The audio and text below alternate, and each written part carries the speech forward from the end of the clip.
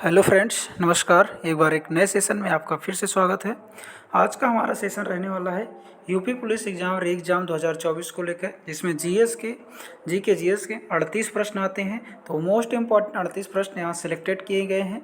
विभिन्न परीक्षाओं जैसे 2018, 19, 20 और 2024 की एग्ज़ाम की परीक्षा को ध्यान में रख के ये टॉपिक बनाया गया है, जिसमें 40 प्रश्न हैं और यूपी पुलिस री एग्ज़ाम की दृष्टि से बहुत महत्वपूर्ण है।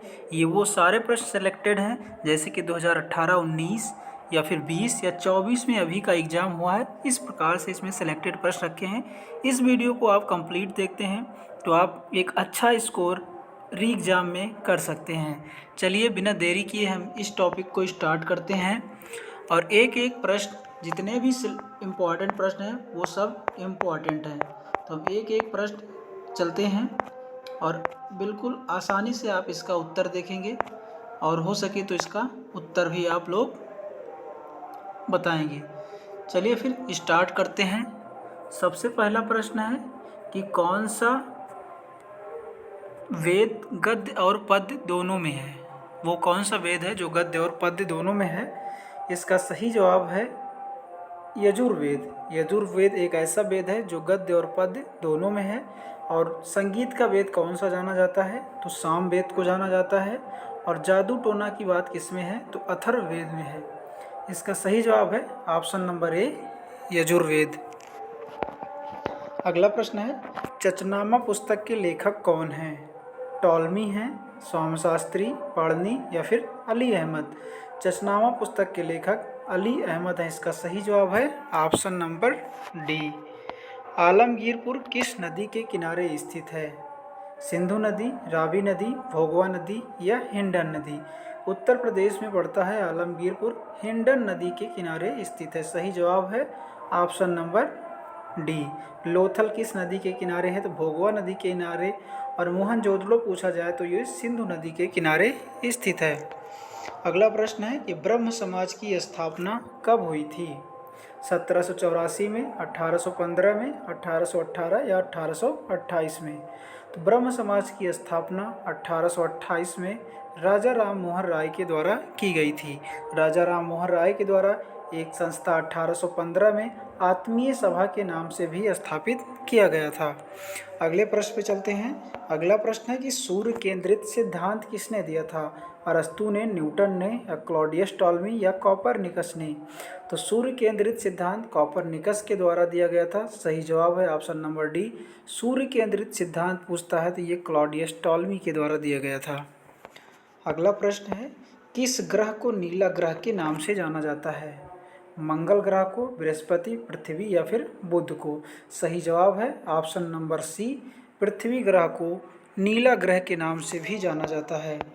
अगला है, विश्व का सर्वाधिक समाचार पत्र पढ़ने वाला देश कौन सा है? कनाडा है, अमेरिका है, भारत है या फिर हांगकांग है। इसका सही जवाब ऑप्शन नंबर डी, हांगकांग विश्व का सर्वाधिक समाचार पत्र पढ़ने वाला देश है। अगला है, कर्क रेखा को 2 बार काटने वाली कौन सी नदी है? माही नदी, कांगो नदी, लिम्पोपो नदी या जायरे नदी। कर्क रेखा को 2 बार काटने वाली नदी माही नदी है। सही जवाब ऑप्शन नंबर ए है। अगर पूछा जाए आपसे कि विषुवत रेखा को 2 बार काटने वाली नदी कौन सी है, तो कांगो नदी है। और यदि आपसे पूछा जाए कि मकर रेखा को 2 बार काटने वाली नदी कौन सी है, तो वो फिर लिम्पोपो नदी है। अगला प्रश्न है, झुकी हुई मीनार किस देश में स्थित है? भारत में, रूस में, यूएसए में या इटली में। तो झुकी हुई मीनार पीसा, जो कि इटली में स्थित है। सही जवाब है ऑप्शन नंबर डी। अगला है, वियतनाम की मुद्रा क्या है? विर है, रैंड है, रिंगरिट है या डोंग है। तो वियतनाम की मुद्रा, सही जवाब ऑप्शन नंबर डी, डोंग है। इसका एक्सप्लेनेशन देख लेते हैं कि वियतनाम की मुद्रा हमने बताया कौन सी है, डोंग। इसके अलावा कई बार परीक्षाओं में पूछा गया है, इथियोपिया की मुद्रा क्या है? सही जवाब है विर है। और नामीबिया और साउथ अफ्रीका, इन दोनों देशों की मुद्रा जो है वो रैंड है। और मलेशिया की मुद्रा रिंगरिट है। अगला प्रश्न, जोजिला दर्रा कहाँ स्थित है? जोजिला दर्रा कहाँ है? उत्तराखंड में, मणिपुर में, जम्मू कश्मीर में या फिर लद्दाख में? जोजिला दर्रा सही जवाब है ऑप्शन नंबर डी, लद्दाख में स्थित है। अगला प्रश्न है कि पारादीप बंदरगाह कहाँ स्थित है? उड़ीसा में, पश्चिम बंगाल में, आंध्र प्रदेश में या फिर तमिलनाडु में? इसका सही जवाब है option number A, Orissa. Paradip बंदरगाह कहाँ स्थित है? उड़ीसा में। अगला इसका एक्सप्लेनेशन देखते हैं। पारादीप बंदरगाह कहाँ स्थित है? सही जवाब है उड़ीसा। कोलकाता, पश्चिम बंगाल में कौन सा बंदरगाह है? कोलकाता। आंध्र प्रदेश में विशाखापट्टनम, तमिलनाडु में चेन्नई, तूतीकोरिन और एन्नोर बंदरगाह तमिलनाडु में स्थित है।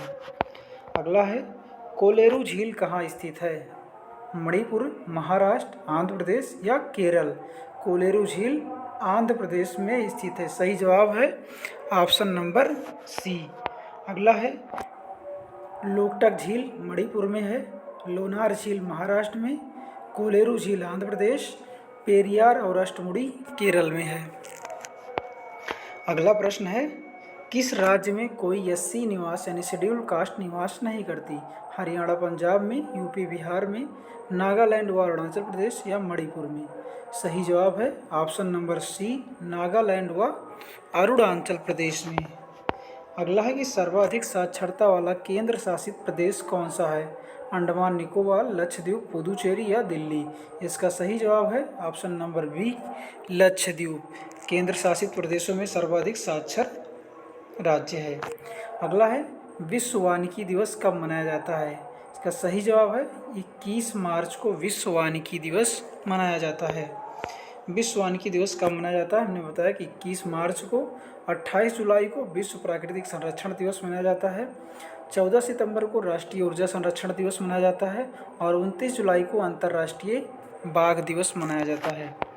अगला प्रश्न है कि जलदापारा राष्ट्रीय उद्यान कहाँ स्थित है? उत्तर प्रदेश, गोवा, छत्तीसगढ़ या पश्चिम बंगाल? तो जलदापारा राष्ट्रीय उद्यान सही जवाब है ऑप्शन नंबर डी, पश्चिम बंगाल में स्थित है।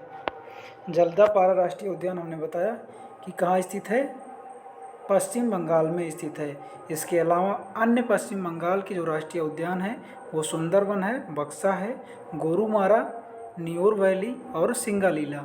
छत्तीसगढ़ में है गुरु घासीदास, गोवा में है मोल्लेम और उत्तर प्रदेश में है दुधवा राष्ट्रीय उद्यान। अगला प्रश्न है कि 8 नवंबर 2016 को कितने रुपए के नोट बंद किए गए थे? 1000, 5000 या 10,000 के? 10,000, 5,000 के, 1000, 2000 या 500 और 1000? सही जवाब है ऑप्शन नंबर डी, 500 और 1000 के नोट बंद किए गए थे। अगला है इनमें से किस निकाय का मुख्यालय कोलकाता में है? मसाला बोर्ड, रबर बोर्ड, चाय बोर्ड या फिर कॉफ़ी बोर्ड? इसके एक्सप्लेनेशन को एक बार हम देख लेते हैं। मसाला बोर्ड का मुख्यालय कोच्चि में है, रबर बोर्ड का मुख्यालय कोट्टायम केरल में है, चाय बोर्ड का मुख्यालय कहाँ है? तो कोलकाता में। सही जवाब है option number C. Coffee board का मुख्यालय कहाँ है? बेंगलुरु में है। अगला प्रश्न सर्वाधिक लोकसभा सीट वाला राज्य कौन सा है? तमिलनाडु, बिहार, पश्चिम बंगाल या महाराष्ट्र? सही जवाब है ऑप्शन नंबर डी, महाराष्ट्र में कितनी है? 48 सीट है। अगला है सर्वाधिक लोकसभा सीट किस राज्य में है? तो यहाँ पे देख लेते हैं, उसका एक्सप्लेनेशन था। तमिलनाडु में 39 है, बिहार में 40 है, पश्चिम बंगाल में 42 है, महाराष्ट्र में 48 है और सर्वाधिक है यूपी में। यूपी में कितनी है? 80 लोकसभा सीट है। अगला प्रश्न ये है हमारा यूपी पुलिस एग्जाम का एक टेस्ट है जो 38 में 38 का दाम रखता है। आगे चलते हैं। कल्याणी अम्मा का संबंध किस शास्त्रीय नृत्य से है? मणिपुरी, कथक, कथकली या भरतनाट्यम से? सही जवाब है ऑप्शन नंबर डी, भरतनाट्यम से। अगला प्रश्न है कि न्यूनतम कितने सांसद वाला दल विपक्षी दल बन सकता है? 62, 48, 55 या 52? सही जवाब है ऑप्शन नंबर सी, 55। और ये हमारा आज का अंतिम प्रश्न था। कैसे प्रश्न है ज़रूर बताएं। धन्यवाद।